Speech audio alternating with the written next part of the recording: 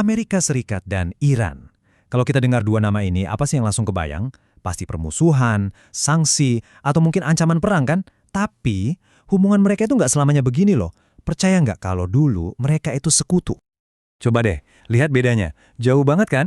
Di satu sisi kita lihat gambaran konflik dan ketidakpercayaan yang ada sekarang. Tapi di sisi lain, ada sebuah masa lalu di mana para pemimpin mereka saling bertemu, bahkan budaya mereka berbaur.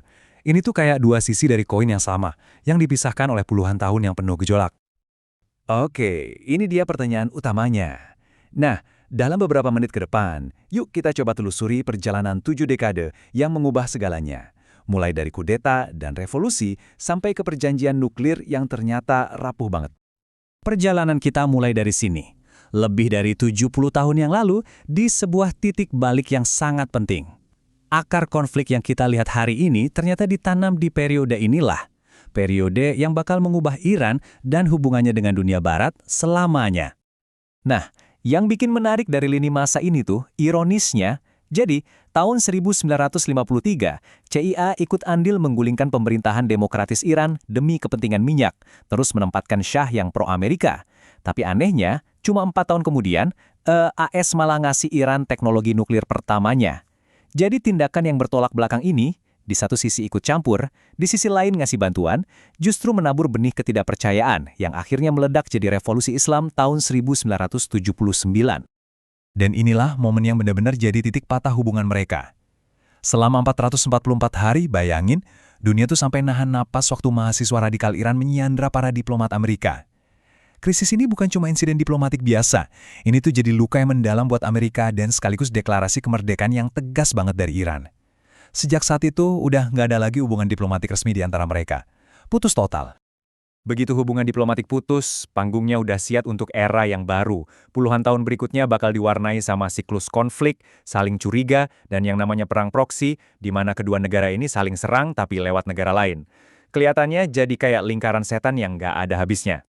Coba deh perhatikan polanya di sini. Jadi AS ini pakai banyak cara buat menekan Iran, dari mulai mendukung musuh-musuhnya di kawasan, ngasih sanksi ekonomi yang bikin lumpuh, sampai pakai kata-kata yang tajam buat mengucilkan Iran di mata dunia.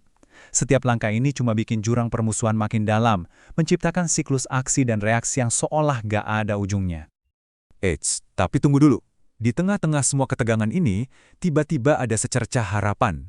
Untuk sesaat, diplomasi kelihatannya bakal menang dan mengubah segalanya dalam periode yang singkat tapi dramatis banget. Bayangin deh, setelah puluhan tahun tegang terus di ambang perang, dunia tiba-tiba melihat sesuatu yang kayaknya mustahil, sebuah terobosan diplomatik yang bersejarah. Jadi intinya begini, kesepakatan yang namanya JJPOA ini adalah hasil negosiasi bertahun-tahun yang alot banget. Iran setuju buat ngerem program pengayaan uraniumnya, membatasi jumlah alatnya, dan memperbolehkan inspeksi internasional yang ketat. Sebagai gantinya, sanksi ekonomi yang berat itu dicabut. Wah, ini adalah kemenangan besar buat diplomasi. Tapi, sayangnya harapan itu nggak bertahan lama. Babak baru yang penuh optimisme ini, ya, bakal berakhir dengan cara yang nggak disangka-sangka. Dan bener aja, semua hancur.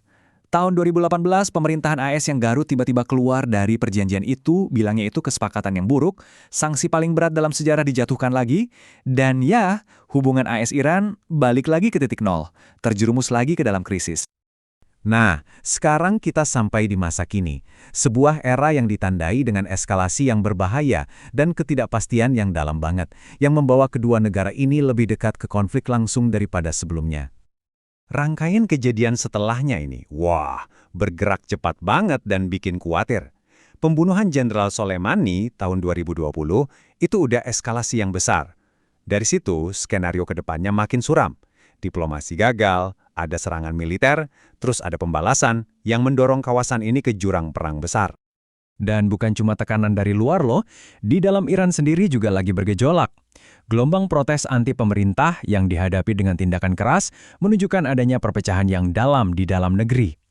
Ini nambah lagi satu lapisan kerumitan di situasi yang udah nggak stabil ini. Dari sekutu di zaman Perang Dingin sampai jadi musuh bebuyutan di abad ke-21. Perjalanan 70 tahun ini penuh dengan ketidakpercayaan, konflik, dan banyak sekali kesempatan yang hilang. Pertanyaannya sekarang, apakah masa depan mereka cuma akan mengulang masa lalu? Atau jangan-jangan ada jalan keluar dari siklus ini? Cuma waktu yang bisa jawab.